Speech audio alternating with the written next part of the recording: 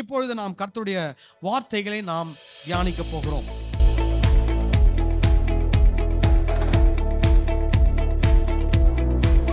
இப்ப மறுபடியும் ஒரு விஷயத்தை நான் உங்களுக்கு மறுபடியும் ஞாபகப்படுத்தி விட்டு இன்றைக்கான நம்ம வேத வசனத்தை நாம் தொடர நான் பிரயாசப்படுகிறேன். என்னன்னு கேட்டீங்கன்னா, நியூ இயர் அன்னைக்கு ஒரு 2 வாட்டி கரண்ட் மறுபடியும் போனதுனால நான் சொல்ல வர பாயிண்ட் எனக்கே என்ன ஆயிடுச்சு, திடீர்னு ஒரு ஸ்டக் ஆயிடுச்சு. அதனால எனக்கே என்ன யோசனைனா, நான் சொல்ல வர வேண்டிய விஷயத்த சரியா சொன்னேனா ஜனங்களுக்கு அப்படின்றது என்னுடைய ஒரு கேள்வியாக விட்டது. ஆகவே அந்த புதிய வருஷத்தினுடைய செய்தியை உங்களுக்கு மறுபடியும் ஞாபகப்படுத்தி சொல்ல வேண்டிய வர குறிப்புகளை குறிப்பாக சொல்லிவிட்டு, நம்ம போன வருஷத்துல தொடர்ந்தோம் இல்லையா, இயேசு கிறிஸ்துடைய கட்டளைகளை குறித்த போதனை, அதை மறுபடியும் நாம் தொடர போகிறோம். சரி, இப்ப இந்த புதிய வருஷத்துல யோவான் 17ஆம் அதிகாரத்திலே 1 5 வசனங்களை நாம் தியானித்தோம். அந்த வசனங்களில் இருக்கக்கூடிய அந்த குறிப்புகளை உங்களுக்கு சுருக்கமாக சொல்ல நான் விரும்புகிறேன். இப்ப முதல்ல நீங்க பாத்தீங்கன்னா, அந்த வசனத்துல இயேசு இவைகளை சொன்ன பின்பு தம்முடைய கண்களை வானத்துக்கு ஏறெடுத்து, பிதாவே, வேளை வந்தது, நீர் உம்முடைய குமாரனுக்கு தந்தருளின யாவருக்கும் அவர் நித்திய ஜீவனை கொடுக்கும் பொருட்டு மாம்சமான யாவர் மேலும் நீர் அவருக்கு அதிகாரம் கொடுத்தபடியே உம்முடைய குமாரன் உம்மை மகிமைப்படுத்தும்படிக்கு நீர் உம்முடைய குமாரனை மகிமைப்படுத்தும். சோ இப்ப இயேசு என்ன சொல்றாரு? பிதாவே, உம்மை நான் மகிமைப்படுத்தினது போல நீர் என்னை என்ன பண்ண வேண்டும்? மகிமைப்படுத்த வேண்டும் என்று சொல்லுகிறார். இப்போ இயேசு எப்படி பிதாவை மகிமைப்படுத்தினார் அப்படின்னா, பிதாவினுடைய சித்தத்திற்கு தம்மை ஒப்பு கொடுத்து அவர் கீழ்ப்படிந்து பிதாவை என்ன பண்ணினார்? மகிமைப்படுத்தினார். ஹல்லேலூயா. அப்போ நம்முடைய வாழ்க்கையில நாம் பிதாவை மகிமைப்படுத்துவது என்றால் எப்படி? அவருக்கு என்ன பண்ண வேண்டும்? கீழ்ப்படிய வேண்டும். அவருடைய சித்தத்திற்கு நம்ம என்ன பண்ண வேண்டும்? விட்டு கொடுத்து ஒப்பு கொடுத்து அவரை என்ன பண்ண வேண்டும்? மகிமைப்படுத்த வேண்டும். ஹல்லேலூயா. நாம் பிதாவை மகிமைப்படுத்தினால் பிதா நம்ம என்ன பண்ணுவார்? மகிமைப்படுத்துவார். ஆமென் சொல்லலாமா? ஹல்லேலூயா. அப்ப இயேசு பிதாவை மகிமைப்படுத்தினதுனால இயேசு சொல்றாரு, பிதாவை என்ன பண்ணும்? மகிமைப்படுத்தும் அப்படின்னு சொல்றார். இப்போ அதே வசனத்துல இன்னொரு விஷயத்தை பார்க்கிறோம். பிதா யாரையெல்லாம் இயேசுவினிடத்தில் கொடுத்திருக்கிறாரோ அவர்கள் எல்லாருக்கும் நித்திய ஜீவனை கொடுக்கிற அதிகாரம் யாருக்கு இருக்கிறது? இயேசுவுக்கு மாத்திரம் தான் இருக்கிறது. ஹல்லேலூயா.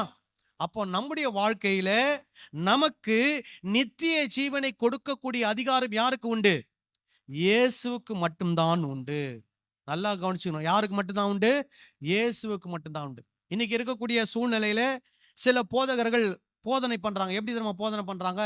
நீ 1 மணி நேரம் ஜெபம் பண்ணலனா பரலோகம் போக மாட்டேன்றாங்க. நீ தசமபாகம் கொடுக்கலனா பரலோகம் போக மாட்ட.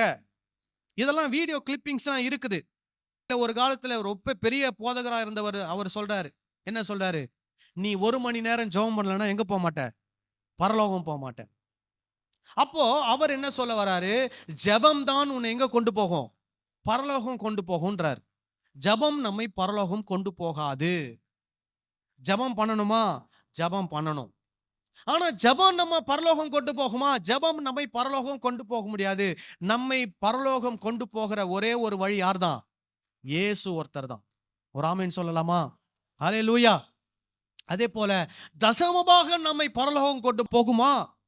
கொண்டு போகாது. ஆனா தசமபாகம் கொடுக்கணுமா? காணிக்கை கொடுக்கணுமா? கொடுக்கணும். அது கர்த்தருடைய வார்த்தைக்கு கீழ்ப்படுகிறதுனால நம்ம என்ன பண்ணுகிறோம்? அதை நாம் செய்கிறோம். அப்போ எப்படி தசமபாகம் கொடுத்து கர்த்தருடைய வார்த்தைக்கு கீழ்ப்படுகிறோமோ, எப்படி ஜெபம் செய்து கர்த்தரோடு நாம் நம்முடைய உறவை மேன்மைப்படுத்துகிறோமோ, அதே போல நம்முடைய வாழ்நாளெல்லாம் கர்த்தருடைய வசனங்களுக்கு என்ன பண்ண வேண்டும்? கீழ்ப்படிந்து நடக்கும்போது இயேசு நமக்கு நித்திய ஜீவனை கொடுக்கிற வல்லமை உள்ளவராய் இருக்கிறார். ஹல்லேலூயா. அப்போ இயேசு ஒருவர் தவிர வேற யாராலையும் வேற எதாலையும் நமக்கு நித்திய ஜீவனை என்ன பண்ண முடியாது? அருள முடியாது. அவர் ஒருவருக்கு என்ன இருக்கிறது? அதிகாரம் இருக்கிறது. அப்புறம் பாருங்க, அவர் சொல்றாரு, ஒன்றான மெய் தேவனாகிய உம்மையும் நீர் அனுப்பினவராகிய இயேசு கிறிஸ்துவையும் அறிவதே நித்திய ஜீவன். அப்போ பிதா, குமாரன், பரிசுத்த ஆவியை நாம் அறிந்து கொண்டால்தான் நமக்கு என்ன உண்டு? நித்திய ஜீவன் உண்டு. இந்த அறிதல் என்பது அறிவுபூர்வமான அறிதல் அல்ல, உறவு பூர்வமான அறிதல். அல்லேலூயா. இப்போ அறிவுபூர்வமான அறிவுனா என்ன அர்த்தம்? நமக்கு நிறைய பேரை தெரியும். யோசித்து பார்த்தீங்கன்னா நிறைய பேர் நமக்கு தெரியும். அது எப்படி தெரியும்? அறிவுபூர்வமா தெரியும். ஆனா உறவு பூர்வமாக எத்தனை பேர் தெரியும்? கொஞ்சம் பேரை தான் நமக்கு தெரியும். அது முக்கியமா உறவு பூர்வமாக அப்படின்னு சொன்னா நம்முடைய குடும்பத்தில் இருக்கிறவங்கள தான் அதிகமா நல்லா தெரியும். நம்முடைய கணவன், நம்முடைய மனைவி, நம்முடைய பெற்றோர், நம்முடைய பிள்ளைகள், நம்முடைய பேர பிள்ளைகள், இவங்களை தான் நம்ம உறவு பூர்வமா அதிகமா என்ன பண்ணியிருக்கிறோம்? அறிந்திருக்கிறோம். அப்படின்னு என்ன அர்த்தம்? யாருக்கு என்ன பிடிக்கும், என்ன பிடிக்காது, இவங்களுக்கு உப்பு கம்மியா போட்டா பிடிக்குமா, உப்பு ஜாஸ்தியா போட்டா பிடிக்குமா, அவங்களுக்கு காரம் அதிகமா போட்டா பிடிக்குமா, அதிகமா கம்மியா போட்டா பிடிக்குமா, இவங்களுக்கு காஃபி பிடிக்குமா, டீ பிடிக்குமா, பிரியாணி பிடிக்குமா, அல்லது வெஜிடேரியன் தான் பிடிக்குமா, இதெல்லாம் எப்படி தெரியும்? எல்லாம் உறவின் அடிப்படையில தான் தெரியும். அது போலதான் ஆண்டவர் இயேசு சொல்றாரு, நம்ம பிதாவோடும் குமாரனோடும் பரிசுத்த ஆவியோடும் எப்படி இருக்கணுமா? உறவு ரீதியான ஒரு அறிதலிலே நாம் இருக்க வேண்டும். அதுதான் என்னவா? நித்திய ஜீவன். ஹல்லேலூயா. அப்போ அந்த நித்திய ஜீவன் என்ற அந்த அந்த ஸ்தானத்திலே நாம் பிதாவோடும் குமாரனோடும் பரிசுத்த ஆவியோடும் என்ன பண்ண இருக்கிறோம்? இணைக்கப்பட்டு உறவிலே இருக்கிறோம். அப்ப அந்த உறவிலே நமக்கு என்ன தெரியும்? அவருக்கு என்ன விருப்பம், என்ன விருப்பம் இல்லை. அப்போ நான் என்ன செய்ய வேண்டும், என்ன செய்யக்கூடாது என்பது நமக்கு தெரியும். அதுதான் நமக்கு என்னவா? நித்திய ஜீவன். ஹல்லேலூயா. அப்ப நித்திய ஜீவன் என்பது இனிமேல் நடக்க போகிறதல்ல, இனிமேல் நாம் பெற்றுக்கொள்ள போகிறதல்ல, இப்பொழுதே அது நமக்குரியதா இருக்கிறது. ஒரு ஆமென் சொல்லலாமா? ஹல்லேலூயா. இப்ப நம்ம பிதாவோடும் குமாரனோடும் பரிசுத்த ஆவியோடும் இணைக்கப்பட்டுட்டோம் இல்லையா? அப்போ நம்ம ஆல்ரெடி ஏற்கனவே எதுல தான் இருக்கிறோம்? நித்திய ஜீவனில் அவரோடு இணைக்கப்பட்டு இருக்கிறோம். ஹல்லேலூயா. அப்போ இந்த உறவிலே இன்னும் அதிகமாய் அவரை நாம் என்ன பண்ணி கொண்டிருக்கிறோம்? அறிந்து கொண்டே இருக்கிறோம். ஆமென் சொல்லலாமா? ஹல்லேலூயா. இந்த அறிவை குறித்து பேதுரு ஒரு இடத்துல சொல்லுகிறார். 2 பேதுரு முதல் அதிகாரத்திலே 3வது வசனத்தை வாசிப்போம். தம்முடைய மகிமையினாலும் காருண்யத்தினாலும் நம்மை அழைத்தவரை அறிகிற அறிவினாலே ஜீவனுக்கும் தேவ பக்திக்கும் வேண்டிய யாவற்றையும் அவருடைய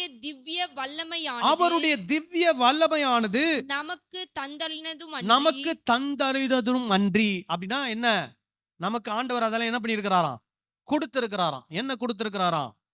இந்த உலகத்திலே நாம் வாழ வேண்டிய ஜீவனுக்கும் தேவ பக்திக்கும் வேண்டிய யாவற்றையும் அவருடைய வல்லமை நமக்கு என்ன பண்ணியிருக்குதான்?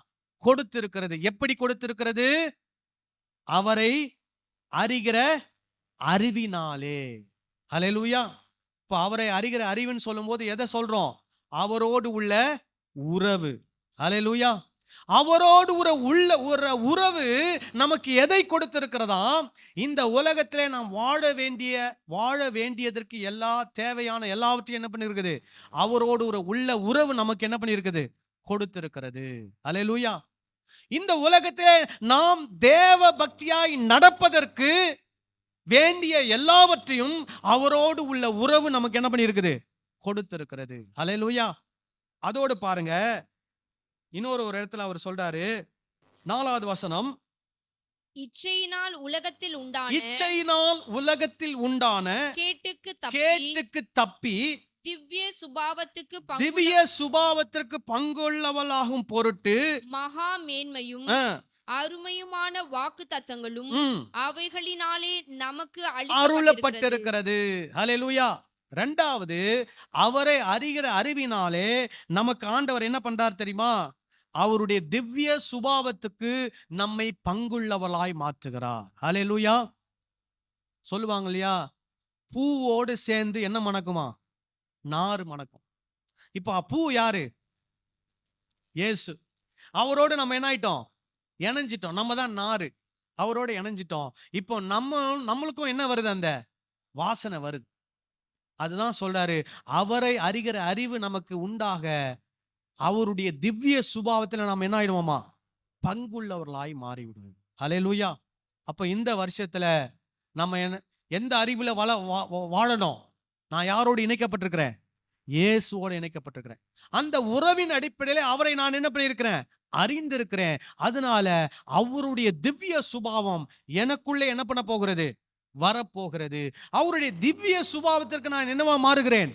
பங்குள்ளவனாய் மாறுகிறேன். ஒரு ஆமேன் சொல்லலாமா? ஹல்லேலூயா. அதுதான் நித்திய ஜீவன். ஆமேன். ஹல்லேலூயா. அடுத்தது என்ன சொல்றாருன்னா, பூமியிலே நான் உம்மை மகிமைப்படுத்தினேன். பூமியிலே இயேசு பிதாவை என்ன பண்ணினாராம்? மகிமைப்படுத்தினார். எப்படி? நான் செய்யும்படி நீர் எனக்கு நியமித்த கிரியையை செய்து முடித்தேன். அப்போ இயேசு இந்த பூமிக்கு எதற்காக வந்தாரோ அதை அவர் என்ன பண்ணினார்? செய்து முடித்தார். அந்த கிரியை அவர் செய்து முடித்தபடினாலே அவர் தேவனை என்ன பண்ணினாராம்? மகிமைப்படுத்தினார். இப்போ நம்முடைய வாழ்க்கையிலும் நம்ம ஆண்டவர் நம்மளை எதற்காக இந்த பூமியில பிறக்க வச்சார்? எதற்காக அவருடைய பிள்ளையாய் நம்மை தெரிந்து கொண்டார்? எதற்காக அவர் நம்முடைய பெயரை சொல்லி நம்மை அழைத்தார்? எதற்காக? அவரை என்ன பண்ணணும்? மகிமைப்படுத்தணும். எப்படி மகிமைப்படுத்துவோம்? அவர் நம்முடைய வாழ்க்கையில என்ன செய்யணும்னு சித்தம் வச்சிருக்கிறாரோ அதை நம்ம இந்த உலகத்துல என்ன பண்ணணும்? செய்யணும். செய்து முடிக்கணும். செய்யணும், செய்து முடிக்கணும். பழைய வருட செய்தியில நம்ம ஒரு அம்மையாரை பத்தி கேட்டோம். ஐடா ஸ்கடர். அவர்களுடைய வாழ்க்கையில கடவுள் வைத்த நோக்கத்தை அவங்க செஞ்சு முடிச்சாங்களா? சொல்லுங்க. செய்து முடித்தார்கள். இப்ப நம்ம என்ன பண்ணிட்டு இருக்கிறோம்? நம்ம எதையோ போய் எதையோ ஆசைப்பட்டுட்டு, அதை ஆசைப்பட்டு, இதை ஆசைப்பட்டுட்டு, இது நடக்கணும், அது நடக்கணும், அப்படி நடக்கணும், இப்படி நடக்கணும், நம்முடைய சிந்தனைகளெல்லாம் எதுலையோ விட்டுட்டு இருக்கிறோம். ஆனா ஆண்டவன் நம்முடைய வாழ்க்கையில ஒரு நோக்கத்தை என்ன பண்ணியிருக்கிறார்? வைத்திருக்கிறார். ஹல்லேலூயா. அந்த நோக்கத்தை நம்ம நிறைவேற்றி முடிக்க வேண்டும். அப்படி முடிப்போமானால் பிதா நம்ம என்ன பண்ணுவார்? மகிமைப்படுத்துவார். ஆமென் சொல்லலாமா? ஹல்லேலூயா. சோ இந்த வருஷத்துல போன வருஷம் நம்ம திரும்பி போக முடியாது, ரிவைண்ட் பண்ண முடியாது. அதை போன வருஷம் முடிஞ்சு போச்சு. ஆனா இந்த வருஷத்துல புதிய துவக்கத்தை ஆண்டவர் நமக்கு என்ன பண்ணியிருக்கிறார்? கொடுத்திருக்கிறார். ஒவ்வொரு நாளும் யோசிக்கணும், ஆண்டவரை என் வாழ்க்கையில நீங்க என்ன நோக்கம் வச்சிருக்கிறீங்க? அதை நான் என்ன பண்ணணும்? நிறைவேற்று. ஹல்லேலூயா. ஒரு நோக்கம் சொல்லட்டுமா? ஆண்டவர் நம்மள அவருக்கு சாட்சியா இந்த பூமியில என்ன பண்ணியிருக்கிறார்? வச்சிருக்கிறார். நம்ம யாரெல்லாம் சந்திக்கிறோமோ அவங்களுக்கு இயேசுவை பற்றிய சாட்சியை என்ன பண்ணணும்? சொல்லணும். நம்ம வாழ்க்கையில ஆண்டவர் செஞ்சதில்ல, இயேசு என்ன செஞ்சார்? இயேசு ஏன் இந்த பூமிக்கு வந்தார்? இயேசு யார்? அவருடைய போதனைகள் ஒரு மனிதனை எப்படியெல்லாம் மாற்றும். அப்போ இயேசுவுக்கு சாட்சியா இயேசுவை பற்றி மற்றவர்களுக்கு என்ன பண்ண வேண்டும்? சொல்ல வேண்டும். ஹல்லேலூயா. அது நம்முடைய வாழ்க்கையில ஆண்டவர் நம்மளை இந்த பூமியில வச்சிருக்கிறதுக்கான ஒரு நோக்கம். அந்த நோக்கத்தை நம்ம என்ன பண்ண வேண்டும்? நிறைவேற்றும். இரண்டாவது நோக்கம், எல்லாருக்கும் என்ன செய்யணும்? நன்மை செய்யணும். நம்ம தெரிஞ்சவங்களோ தெரியாதவங்களோ நல்லவங்களோ கெட்டவங்களோ நம்முடைய நண்பர்களோ நம்முடைய எதிரிகளோ யாரா வேணா இருக்கலாம், அவங்களுக்கு என்ன செய்யணும்? நன்மை செய்யணும். இது ஆண்டவர் நம்முடைய வாழ்க்கையில வச்சிருக்கிற ஒரு நோக்கம். இயேசு எடுத்துக்கோங்க, அவர் என்ன செய்தார்? நன்மை செய்கிறவராகவே சுற்றி திரிந்தார். இயேசு இன்னொன்னு செஞ்சார். மூணாவது, நல்ல போதனைகளை ஜனங்களுக்கு என்ன பண்ணார்? கற்றுக் கொடுத்தார், போதித்தார். அப்போ நம்மளும் முதல்ல நல்ல போதனைகளை என்ன பண்ண வேண்டும்? கற்றுக்கொண்டு மற்றவர்களுக்கு அந்த நல்ல போதனைகளை என்ன பண்ண வேண்டும்? எடுத்து சொல்ல வேண்டும். ஆமென் சொல்லலாமா? ஹல்லேலூயா. அப்போ இயேசு சொல்றாரு, பூமியிலே நான் உம்மை மகிமைப்படுத்தினேன், நான் செய்யும்படி நீர் எனக்கு நியமித்த கிரியையை என்ன பண்ணினேன்? செய்து முடித்தேன். கடைசியா சொல்றாரு, பிதாவே, உலகம் உண்டானதற்கு முன்னே உம்மிடத்தில் எனக்கு உண்டாயிருந்த மகிமையினாலே இப்பொழுது நீர் என்னை உம்மிடத்தில் என்ன பண்ணும்? மகிமைப்படுத்தும். என்ன சொல்ல வராரு? உலகம் உண்டாவதற்கு முன்பு குமாரன் பிதாவோடு இருந்தார். அவர் ஆதியிலிருந்து இருக்கிறவர். கரெக்டா? அப்போ எந்த மகிமையில் இருந்தாரோ அந்த மகிமையை விட்டு இந்த பூமியிலே மனிதனாக என்ன பண்ணார்? வந்தார். இப்போ மறுபடியும் அவர் சொல்றாரு, இப்போ என்னுடைய நேரம் வந்தது. நீர் என்னை எந்த நோக்கத்திற்காக இந்த பூமிக்கு அனுப்பினரோ அந்த நோக்கத்தை நான் என்ன பண்ணிட்டேன், நிறைவேற்றி முடிச்சிட்டேன். இப்ப மறுபடியும் என்ன பண்ணணும், அதே மகிமைக்கு என்ன பண்ணணும், கொண்டு வந்து வைக்கணும். அது உம்மால தான் முடியும். ஆனா இப்போ என்ன நிலைமை தெரியுமா, அவர் அந்த மனித தன்மையை இழக்கவில்லை. அந்த மனித தன்மையோடு கூட மகிமை பெற்ற ஒரு சரீரத்திலே அவர் மறுபடியும் எங்க போய் உட்கார்ந்துட்டாரு, பழைய நிலைமையில போய் அமர்ந்துட்டார். அதுதான் அடிக்கடி பேதுரு பவுல்னு சொல்லுவாங்க, அவர் பிதாவின் வலது பாரசத்தில் என்ன பண்ணியிருக்கிறாராம், வீற்றிருக்கிறார். அப்பனா ஏற்கனவே அவர் மகிமையில் இருந்தவர் மனிதனாக வந்தார். மனிதனாக வந்து தேவ சித்தத்தை நிறைவேற்றி முடித்து மறுபடியும் அதே மகிமையில போய் அவர் என்ன பண்ணிட்டார், அமர்ந்து விட்டார். இப்பொழுது எப்படின்னா அதே சரீரத்துல, மனித மாம்ச சரீரத்துல, ஆனா மகிமைப்படுத்தின சரீரத்தோடு அவர் என்ன பண்ணிட்டாரு, போய் அமர்ந்து விட்டார். இப்போ நமக்கும் அவர் எந்த நோக்கத்திற்காக நம்ம இந்த பூமியில வைத்திருக்கிறாரோ அதை நாம் செய்து முடிக்கும் போது நம்முடைய வாழ்க்கையில ஆண்டவர் நமக்கும் ஒரு மகிமையான சரீரத்தை கொடுத்து நம்மை அவரோடு கூட என்ன பண்றார், உட்கார வைக்கிறார். ஆமென் சொல்லலாமா? அல்லேலூயா. ஏன்னா நம்முடைய நோக்கம் எல்லாம் என்னதான், நாம் எதை அடைய வேண்டும், நித்திய ஜீவனை அடைய வேண்டும். அந்த நோக்கத்துல தான் நம்ம எல்லாரும் திருச்சபைக்கு வரோம், போதனைகளை கேட்கிறோம், இயேசு கிறிஸ்துவின் வார்த்தைக்கு என்ன பண்ணுகிறோம், கீழ்ப்படிந்து நடக்கிறோம். ஆனால் அது நம்முடைய வாழ்க்கையில நிறைவேற நாம் காத்திருக்கிறோமா, அல்லது நம்முடைய குடும்பத்தை சேர்ந்த இன்னொருவருக்கு அது நிறைவேறும் போது அந்த காரியத்தை நாம் எப்படி எடுத்துக்கொள்கிறோம், ரொம்ப வேதனைக்குரியதா எடுத்துக்கொள்கிறோமா, அல்லது அது நம்மை பாதித்து கர்த்தரையுடைய விட்டே நம்மளை தூர கொண்டு போய் விடுகிறதா, அல்லது அது விசுவாசத்தை விட்டே நம்மை தூர கொண்டு போய் விடுகிறதா, அல்லது நாம செய்கிற ஊழியத்தை விட்டே அது நம்மை தூர கொண்டு போய் விடுகிறதா. அப்படின்னா நம்ம இன்னும் என்ன ஆகல, கிறிஸ்துவுக்குள்ள முதிர்ச்சி அடையல. நாம் அப்போ நம்ம எல்லாருடைய நோக்கமும் என்னதான், பாட்டு பாடும்போது மட்டும் என்ன பாடுவோம், துக்க வீட்டில் பரலோகமே என் சொந்தமே. நம்ம பரலோகம் போறோம் நமக்கு சொன்னா நம்ம சந்தோஷப்படுவோம், துக்கப்படுவோமா? சொல்லுங்க. சந்தோஷப்படணும். அந்த எண்ணம் நமக்குள்ள என்ன பண்ணணும், வரணும். அல்லேலூயா. நிறைய பேருக்கு என்ன யோசனை, நான் சீக்கிரமா போயிட்டா என் குடும்பத்தை யார் பார்த்துக்குவா, நான் சீக்கிரமா போயிட்டா என் பேர பிள்ளைங்களை யார் பார்த்துக்குவா, அவங்களை கரை சேர்த்துட்டேன்னா என் கடமை முடிஞ்சது. அப்போ நம்ம என்ன நினைக்கிறோம், நான் தான் எல்லாத்தையும் செய்ய போறேன்னு நினைக்கிறோம். ஆனா நம்ம ஜெபம் மட்டும் என்ன பண்ணுவோம், கர்த்தாவே என் பிள்ளைகளை கரை சேர்க்கும், கர்த்தாவே என் பேர பிள்ளைகளை கரை சேர்த்து விடும். ஆனா நம்ம என்ன சொல்லுவோம், நான் போயிட்டா என் பிள்ளைங்களை யார் கரை சேர்ப்பா? யார் இந்த உலகத்தில் இருந்தாலும் போனாலும் கர்த்தர் நம்ம என்ன பண்ணுவார், அற்புதமாய் வழிநடத்துவார். அல்லேலூயா. அப்போ இயேசு அவர் 3.5 வருஷம் ஊழியம் செஞ்சு 33 வயசுல அவர் இறந்து போறதை பத்தி அவருக்கு என்ன இல்லை, கவலையே கிடையாது.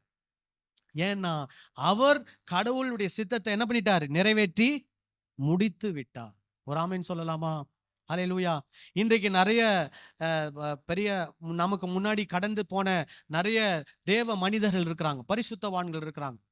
இப்போ இந்த பரிசுத்தவான்கள் தேவ மனிதர்கள் ஒண்ணு நீங்க நினைச்சுக்காதீங்க, போதகர்கள் பத்தி ஊழியர்களை பத்தி சொல்றேன்னு நினைக்காதீங்க. இயேசுவை விசுவாசிக்கிற ஒவ்வொருவரை பற்றியும் நான் சொல்லுகிறேன். பரிசுத்தவான்கள் தேவ மனிதர்கள் நமக்கு முன்னதாக போயிருக்கிறாங்க.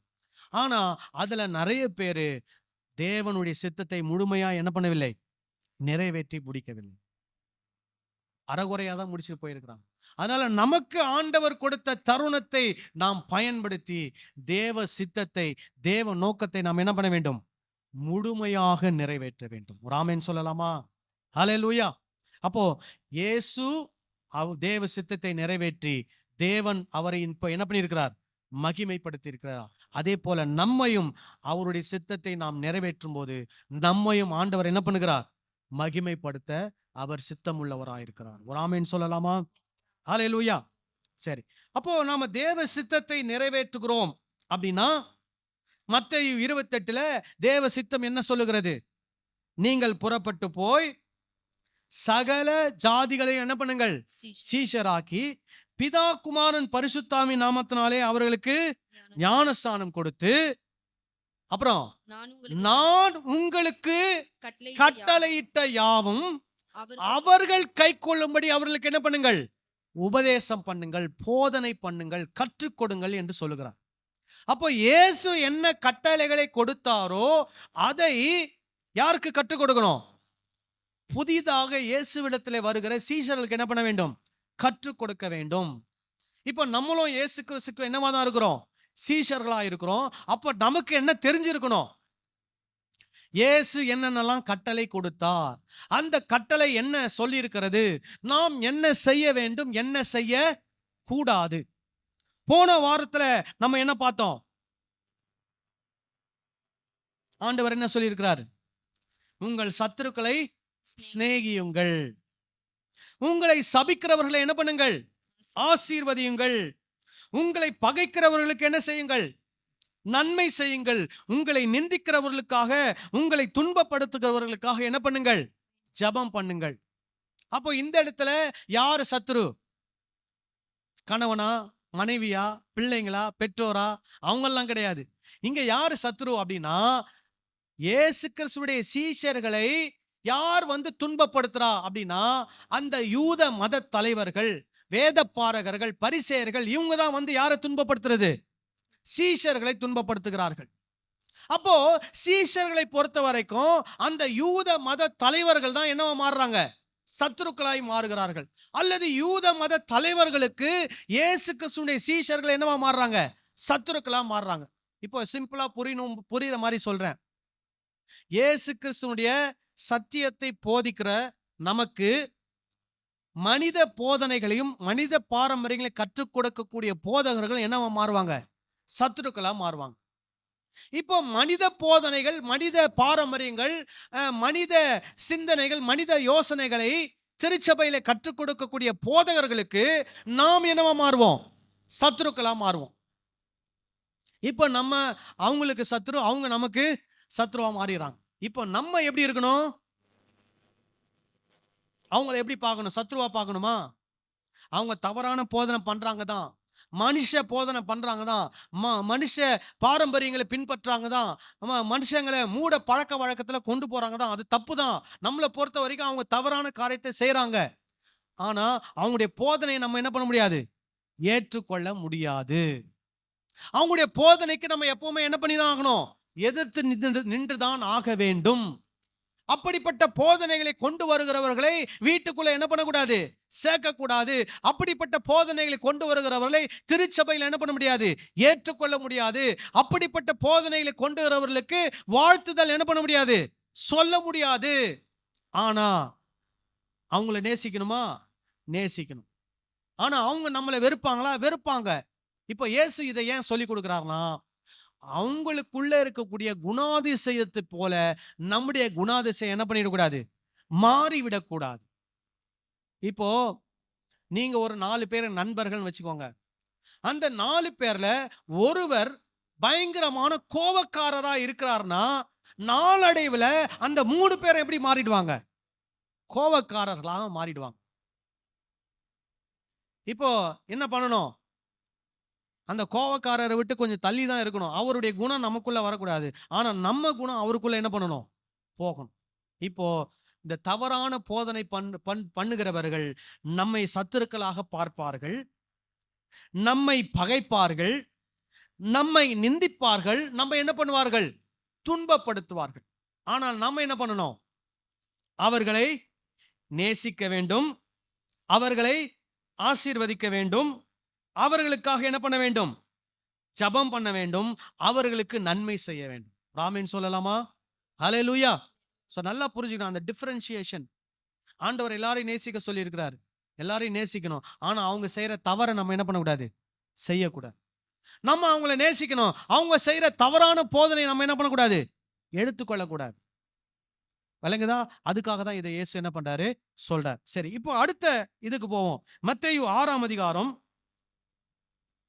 25ஆம் வசனத்திலிருந்து நம்ம வாசிக்கலாம்.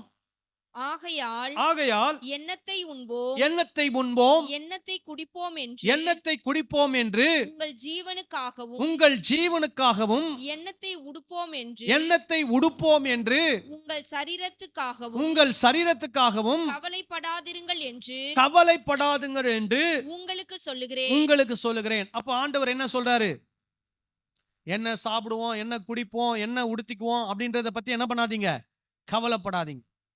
அப்போ இதெல்லாம் என்னன்னா ஒவ்வொரு மனிதனுக்கும் தேவையானது அடிப்படையான தேவைகள். ஹல்லேலூயா. இப்போ நமக்கு அடிப்படை தேவைனா என்ன? ஒரு நல்ல உடை இருக்கணும், நல்ல உணவு இருக்கணும், நல்ல இருப்பிடம் இருக்கணும்.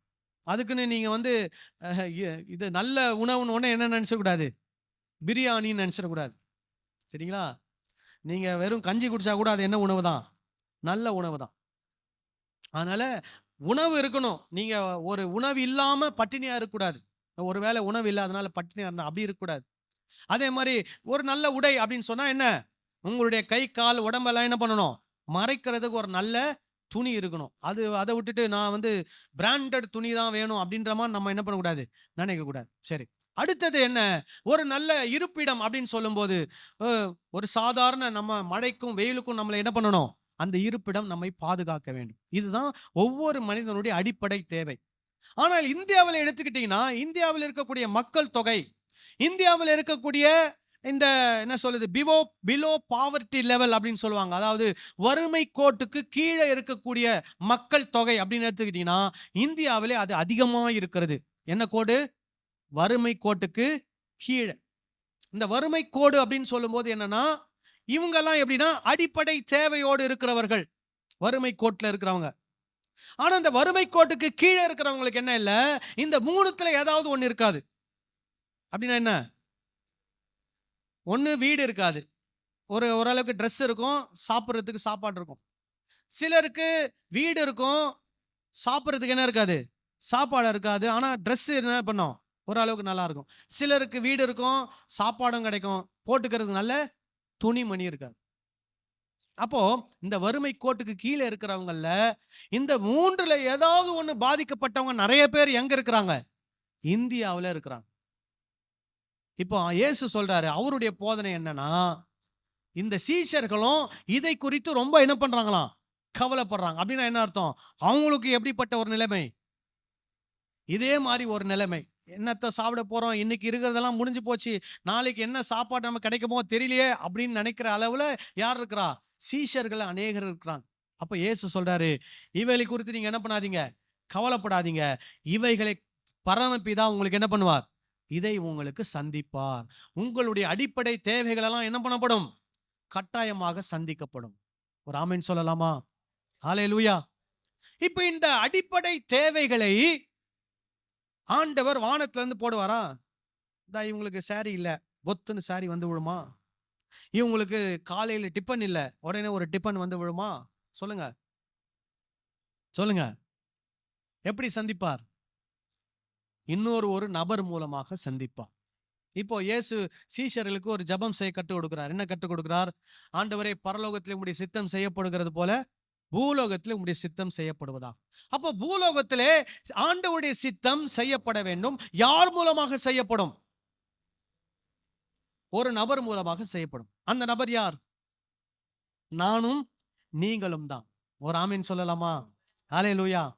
அப்போ பரமபிதா உங்களுடைய தேவைகளை சந்திப்பார் என்று இயேசு அந்த சீஷர்களுக்கு சொல்லும்போது எந்த அர்த்தத்துல சொல்றார்னா, நல்ல வசதியுள்ள சீஷர்கள் மூலமாக வசதி குறைவான சீஷர்களுக்கு அவருடைய தேவைகள் என்ன பண்ணப்படும்? சந்திக்கப்படும் என்று சொல்லுகிறார். ஒரு ஆமீன் சொல்லலாமா? ஹல்லேலூயா. அப்போ ஒருவர் வறுமை கோட்டுக்கு கீழே இருக்கிறார், அடிப்படை தேவைகள் இல்லாம இருக்கிறார், அவரு என்ன பண்ணக்கூடாது? கவலைப்படக்கூடாதுன்னு இயேசு சொல்றார். ஏன் சொல்றார்னா, நீ கவலைப்படாத, என்னுடைய சீஷர்கள், உங்களை விட வசதி படைத்த சீஷர்கள் இருக்கிறார்கள், அவர்கள் உங்களுக்கு என்ன செய்வார்கள்? அந்த உதவிகளை செய்வார். ஒரு ஆமென் சொல்லலாமா? ஹல்லேலூயா. அப்புறம் பாருங்க, வாசிங்க. ஆகாரத்தை பார்க்கிலும் ஜீவனும் ம் உடையை பார்க்கிலும் சரீரமும் ம் விசேஷித்தவைகள் அல்லவா? ம் ஆகாயத்து பட்சிகளை கவனித்து பாருங்கள். ம் அவைகள் விதைக்கிறதும் இல்லை, ம் அறுக்கிறதும் இல்லை, ம் களஞ்சியங்களில் சேர்த்து வைக்கிறதும் இல்லை. இல்லை. அவைகளையும் உங்கள் பரமபிதா பிழை பிழைப்பூட்டுகிறார். பூட்டுகிறார். அவைகளை பார்க்கிலும் ம் நீங்கள் விசேஷித்தவர்கள் அல்லவா? ம் கவலைப்படுகிறதினாலே ம் உங்களில் எவன் தன் சரீர அளவோடு ம் ஒரு முழத்தை கூட்டுவான். ம், உடைக்காகவும் நீங்கள் கவலைப்படுகிறதென்ன? ம். காட்டு புஷ்பங்கள் எப்படி வளருகிறதென்று கவனித்து பாருங்கள். பாருங்கள். அவைகள் உழைக்கிறதும் இல்லை, ம், நூற்கிறதும் இல்லை. ம், என்றாலும் சாலமோன் முதலாய் ம், தன் சர்வ மகிமையிலும் ம், அவைகளில் ஒன்றை போலாகிலும் ம், உடுத்தி இருந்ததில்லை என்று ம், உங்களுக்கு சொல்லுகிறேன். ம். சோ ஆண்டவர் பாருங்களேன், பூவை கூட என்ன பண்றாராம்? அழகா உடுத்துறாராம். எப்படி உடுத்துறாரு? பூவை எப்படி உடுத்துறாரு? நல்ல நல்ல கலரை கொடுத்து ஆண்டவர் என்ன பண்றாரு? உடுத்துறார். அப்போ பூங்களே கலர் கலரா போட்டுக்குது ட்ரெஸ். அப்போ நம்ம எல்லாம் பூவை விட எப்படிப்பட்டவங்க? விசேஷித்தவர்கள். ஹல்லேலூயா. அப்ப நமக்கு என்னென்ன கலர்லாம் பிடிக்குமோ எல்லாத்தையும் என்ன பண்ணலாம்? போட்டுக்கலாம். ஹல்லேலூயா. அவங்கவங்க விருப்பம்தான். யாரும் விருப்பத்தை என்ன பண்ண போறதில்ல, நம்ம இது பண்ண போறது கிடையாது. உங்களுக்கு என்ன விருப்பமோ அந்த இதை பண்ண என்ன பண்ணலாம்? உடுத்தி கொள்ளலாம். அப்போ ஆண்டவர் சொல்லாரு, பூக்கே ஆண்டவர் இப்படி பண்ணுவார்னா உங்களை ஆண்டவர் இதை விட மேன்மையா என்ன பண்ணுவாரு? உங்களை உடுத்து வைப்பார். ஆகவே உடை குறித்து என்ன பண்ணாதிருங்கள்? கவலைப்படாதிருங்கள். அப்புறம் பாருங்க, அற்ப விசுவாசிகளே, ஆ, இன்றைக்கு இருந்து ம், நாளைக்கு அடுப்பிலே போடப்படும் ம், காட்டு புல்லுக்கு தேவன் இவ்விதமாக உடுத்துவித்தால் ஆ, உங்களுக்கு உடுத்துவிப்பது அதிக நிச்சயம் அல்லவா? அல்லவா? ஆ, ஆகையால் ஆகையால் எண்ணத்தை உண்போம், எண்ணத்தை முன்போம், எண்ணத்தை குடிப்போம், ம், எண்ணத்தை உடுப்போம் என்று ம், கவலைப்படாதிருங்கள். ம், இவைகளை எல்லாம் ம், அஞ்ஞானிகள் நாடி தேடுகிறார்கள். ம். இவைகளை எல்லாம் உங்களுக்கு வேண்டியவைகள் என்று உங்களுக்கு வேண்டியவைகள் என்று உங்கள் பரமபிதா உங்கள் அறிந்திருக்கிறார். பரமபிதா அறிந்திருக்கிறார். ஆமென் சொல்லலாமா? ஹல்லேலூயா. நமக்கு என்ன வேணும், என்ன தேவை என்பதை யார் அறிந்திருக்கிறா? பரமபிதா அறிந்திருக்கிறார். அப்புறம் முதலாவது முதலாவது தேவனுடைய ராஜ்யத்தை தேவனுடைய ராஜ்யத்தையும் அவருடைய அவருடைய நீதியையும் என்ன பண்ணுங்கள்? தேடுங்கள். அப்பொழுது அப்பொழுது இவைகள் எல்லாம் உங்களுக்கு இவைகளெல்லாம் உங்களுக்கு என்ன பண்ணப்படுமா? கூட கொடுக்கப்படும். இப்ப நிறைய பேர் எதை மட்டும் பிடிச்சுக்குவாங்க தெரியுமா? ஆண்டவர் இவைகளெல்லாம் எப்படி கொடுப்பாராம்? கூட கொடுப்பார். கூட கொடுப்பார்னா என்ன? கூட கொடுப்பாரா? இவங்களுக்கு என்ன நினைப்புனா, எனக்கு ஒரு சட்டை இருந்தா கர்த்தர் எனக்கு எத்தனை சட்டை கொடுப்பாரு? 10 சட்டை கொடுப்பார். ஒரு செருப்பு ஜோடி இருந்தா எனக்கு கர்த்தர் என்ன கொடுப்பார்? கூட கொடுப்பார். 10 செட்டு ஜோடி செருப்பு கொடுப்பார். அப்படி இல்ல. அடிப்படை தேவைகளை உங்களுக்கு ஆண்டவர் என்ன பண்ணுவார்? பூர்த்தி செய்வார். இப்போ உங்க வீட்டுல 10 செட்டு 10 ஜோடி செருப்பு இருந்தாலும் எத்தனை ஜோடி செருப்பு தான் நீங்க போட்டு போவீங்க? ஆ? ஆ. ஒரு ஒரு இடத்துக்கு நாங்க போயிருந்தப்போ ஒரு சகோதரியை பார்த்தோம். அவங்கள பார்த்தா இந்த பக்கம் ஒரு பேகு, இந்த பக்கம் ஒரு பேகு, அப்படி கழுத்து மேல ஒரு பேகு, முதுகு பக்கம் ஒரு பேகு, இடுப்புக்கு கீழே தொங்குற மாதிரி ஒரு பேகு, வீட்டுல இருக்கிற எல்லா பேகையும் எடுத்து போட்டு வந்திருக்கிறாங்க. அந்த மாதிரி யாராவது போட்டு வந்தா என்ன நினைப்போம் நம்ம? ஆ? ஆனா அவங்கள பார்த்தா நிறைய பேக் போட்டிருக்கிறாங்க. அவங்க ரொம்ப பேக் கிரேஸ் போல, அவங்களுக்கு பேக்னா ரொம்ப பிடிக்கும் போல. முதுகுல பின்னாடி சைடுல இடுப்புல கீழே ஒரு பேக் குட்டியா இருக்குது, ஒரு பேக் உயரமா இருக்குது. ஆக மொத்தம் எப்படியும் அந்த அவங்க உடம்புல ஒரு 6-7 பேகாவது இருந்திருக்கும். குட்டி பேகு, பெரிய பேகு, அதோட பெரிய பேகு, நீளமான பேகு, ஷார்ட்டான பேகுன்னு. இப்போ நம்ம 10 ஜோடி செருப்பு வச்சிருந்தோம்னா ஒரு செருப்பு காலில், இந்த சைடில் ஒரு செருப்பு, அந்த சைடில் ஒரு செருப்பு, முதுகுல ஒரு செருப்பு, வயிற்று பக்கமா ஒரு செருப்பு, இந்த ஷோல்டர்ல ஒரு செருப்பு, அந்த ஷோல்டர் தலையில 2 செருப்பு வச்சுட்டு போனா எப்படி இருக்கும்? சொல்லுங்க. இப்ப ஆண்டவர் என்ன சொல்றாருன்னா, உங்களுக்கு என்ன தேவையோ ஆண்டவர் அதை என்ன பண்ணுவார்? சந்திப்பா. கூட கொடுப்பார், கூட கொடுப்பார். அந்த கூட கொடுக்குற பிசினஸே கிடையாது ஆண்டவர்கிட்ட. உங்களுக்கு என்ன தேவையோ அதை என்ன பண்ணுவார்? கர்த்தர் கொடுப்பார். இப்போ சிலருக்கு நிறைய கொடுக்கிறார். ஏன் கொடுக்கிறாரு? ஏன் கொடுக்கிறாரு? மற்றவர்களுக்கு அவங்க ஆசீர்வாதமா இருக்கிறாங்க. அவங்களால மற்றவங்க நிறைய குடும்பங்கள் என்ன பண்ணப்படுவாங்க? ஆசீர்வதிக்கப்படுவாங்க. அதனால ஆண்டவர் ஒரு சிலர் கையில என்ன பண்றாரு? கொஞ்சம் அதிகமாவே ஆண்டவர் கொடுக்கிறார். ஆமென் சொல்லலாமா? ஒருவேளை உங்க கையில ஆண்டவர் இந்த வருஷத்துல அதிகமா கொடுத்தாருனா எதுக்கு தெரியுமா? மற்றவங்களுக்கு நீங்க ஆசீர்வாதமா மாறணும். ஹல்லேலூயா. மாறுவீங்களா? ஹல்லேலூயா. ஒரே ஒரு வசனத்தை சொல்லி நான் முடிக்கிறேன். ஏன்னா டைம் ஆயிடுச்சு. நம்ம பரிசுத்த பந்திக்கு நம்ம போனோம். முதலாவது தேவனுடைய ராஜ்யத்தை என்ன பண்ணுமா? தேடணும். அவருடைய நீதியை என்ன பண்ணுமா? தேடணும். தேவ ராஜ்யம் என்றால் தேவனை சரியாக என்ன பண்ணணும்? அறிந்திருக்க வேண்டும். தேவனுடைய ராஜ்யம் என்றால் சமத்துவம். எல்லாரும் சமம். எல்லாரும் சமமா? ஆண், பெண், படித்தவர், படிக்காதவர், ஏழை, பணக்காரர், சிவப்பா இருக்கிறவர், கருப்பா இருக்கிறவர், அவங்க யாரா வேணா இருக்கலாம். எல்லாரும் என்னது? சமம்.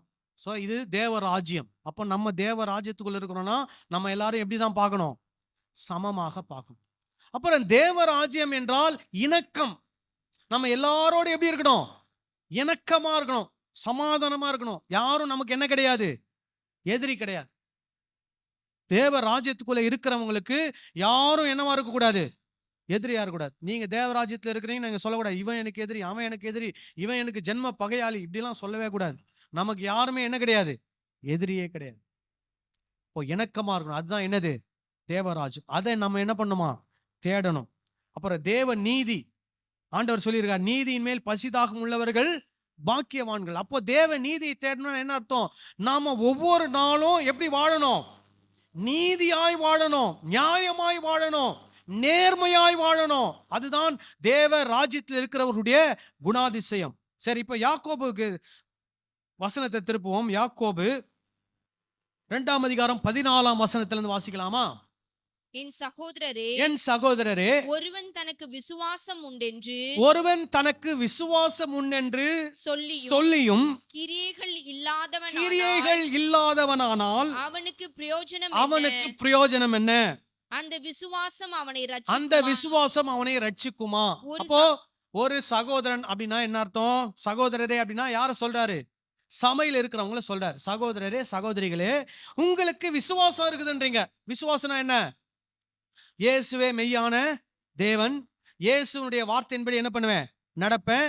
இயேசு மெய்யான தெய்வம் என்பதிலும் அவருடைய வார்த்தைக்கு கீழ்ப்படிந்து நடப்பதிலும் என்னுடைய வாழ்நாள் எல்லாம் எப்படி இருப்பேன்? உண்மையா இருப்பேன், உறுதியா இருப்பேன். இதுதான் விசுவாசம். அப்போ நமக்குள்ள என்ன இருக்குதுன்னு நினைக்கிறோம்?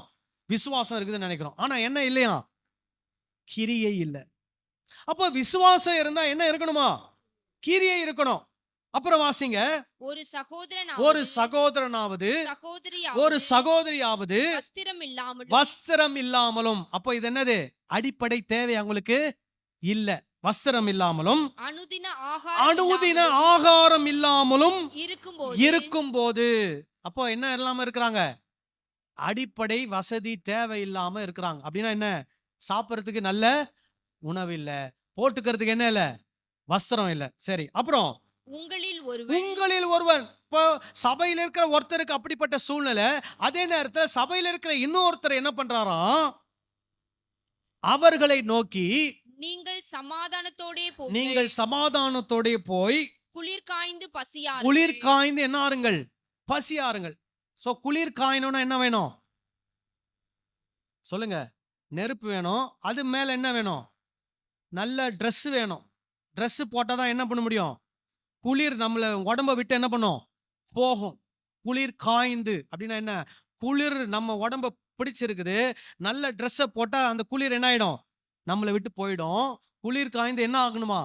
பசி ஆறுங்கள். பசி ஆறணும்னா என்ன வேணும்? சாப்பாடு வேணும். இப்போ இந்த ஒரு சபையில் இருக்கிற ஒருத்தருக்கு ட்ரெஸ் இல்லை, ஆகாரம் இல்லை. ஆனா அதே சபையில் இருக்கிற ஒருத்தர் அவரை பார்த்து என்ன சொல்றாரு? சமாதானத்தோட போங்க, என்ன பண்ணுங்க? குளிர் காய்ந்து பசி ஆறுங்கள் என்று சொல்லியும் சரீரத்துக்கு வேண்டிய வைகளை அவர்களுக்கு கொடாவிட்டால் பிரயோஜனம் என்ன? என்ன சொல்றாரு சகோதரன்? போய் என்ன பண்ணுங்க? குளிர் காய்ந்து பசி ஆறுங்கள். உங்களுக்காக நான் என்ன பண்ணிக்கிறேன்? ஜெபம் பண்ணிக்கிறேன். கர்த்தர் உங்கள் தேவைகள் எல்லாம் என்ன பண்ணுவார்? சந்திப்பார். எப்படி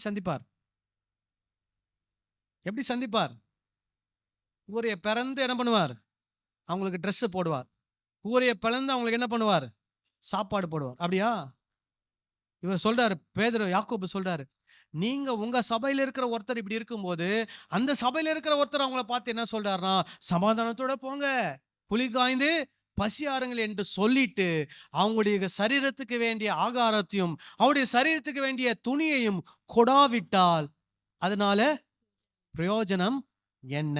அப்புறம் பாருங்க, அப்படியே அப்படியே விசுவாசமும் கிரியைகள் இல்லாதிருந்தால் தன்னிலே தானே செத்ததா இருக்கும். அப்படிப்பட்டவருடைய விசுவாசம் எப்படிப்பட்ட விசுவாசமா? செத்த விசுவாசம். அப்புறம் பாருங்க, ஒருவன் உனக்கு விசுவாசம் உண்டு, எனக்கு கிரியைகள் உண்டு, கிரியைகள் இல்லாமல் உன் விசுவாசத்தை எனக்கு காண்பி, நான் என் விசுவாசத்தை என் கிரியைகளினாலே உனக்கு காண்பிப்பேன் என்பானே. தேவன் ஒருவர் உண்டென்று விசுவாசிக்கிறாய், அப்படி செய்கிறது நல்லதுதான். விசுவாசித்து நடுங்குகின்றன. வீணான மனுஷனே, கிரியைகள் இல்லாத விசுவாசம் செத்ததென்று நீ அறிய வேண்டுமோ? நம்முடைய பிதாவாகிய ஆபிரகாம் தன் குமாரன் ஈசாக்கை பலிபீடத்தின் மேல் செலுத்தின போது கிரியைகளினாலே அல்லவோ நீதிமானாக்கப்பட்டான். விசுவாசம் அவனுடைய கிரியைகளோடு கூட முயற்சி செய்து கிரியைகளினாலே விசுவாசம் பூரணப்பட்டதென்று காண்கிறாயே. அப்படியே ஆபிரகாம் தேவனை விசுவாசித்தான், அது அவனுக்கு நீதியாக எண்ணப்பட்டது என்கிற வேத வாக்கியம் நிறைவேறிற்று. அவன் தேவனுடைய சிநேகிதன் எனப்பட்டான். ஆதலால் மனுஷன் விசுவாசத்தினாலே மாத்திரமல்ல கிரியைகளினாலே நீதிமானாக்கப்படுகிறான் என்று நீங்கள் காண்கிறீர்களே. அந்தபடி ராகாப் என்னும் வேசியும் தூதர்களை ஏற்றுக்கொண்டு வேறு வழியாய் அனுப்பிவிட்ட போது கிரியைகளினாலே அல்லவோ நீதியுள்ளவள் ஆக்கப்பட்டாள். அப்படியே ஆவியில்லாத சரீரம் செத்ததாய் இருக்கிறது போல கிரியைகள் இல்லாத விசுவாசமும் செத்ததாய் இருக்கிறது. சோ இந்த விஷயத்தை நம்ம என்ன பண்ணணும், கொஞ்சம் யோசிக்கணும். நம்முடைய விசுவாசம் ஜீவனுள்ள விசுவாசமா அல்லது செத்து போன விசுவாசமா? அப்ப நம்முடைய விசுவாசம் ஜீவனுள்ள விசுவாசம் என்றால் அந்த விசுவாசத்தை எதனால வெளிப்படுத்த வேண்டும்? கிரியைகள். என்ன கிரியைகள்? நற்கிரியைகள். அல்லேலூயா, ஆமென் சொல்லலாமா? அல்லேலூயா. இதுதான் இயேசு கொடுத்திருக்கிற கட்டளை. ஆண்டவர் சொல்றார், முதலாவது தேவனுடைய ராஜ்யத்தையும் அவருடைய நீதியையும் தேடுங்கள், அப்பொழுது இவைகளெல்லாம் உங்களுக்கு என்ன பண்ணப்படும்? கூட கொடுக்கப்படும். எப்படி கொடுக்கப்படும்? யாரோ ஒரு மூலமாய் கொடுக்கப்படும். அதுவும் குறிப்பா விசுவாசத்தில் இருக்கிறவர்களுடைய கிரியைகள் மூலமாக அது நமக்கு என்ன பண்ணப்படும்? கொடுக்கப்படும். ஆமென் சொல்லலாமா? நம்ம எல்லாரும் கண்களை மூடி நாம் ஜெபம் செய்வோம்.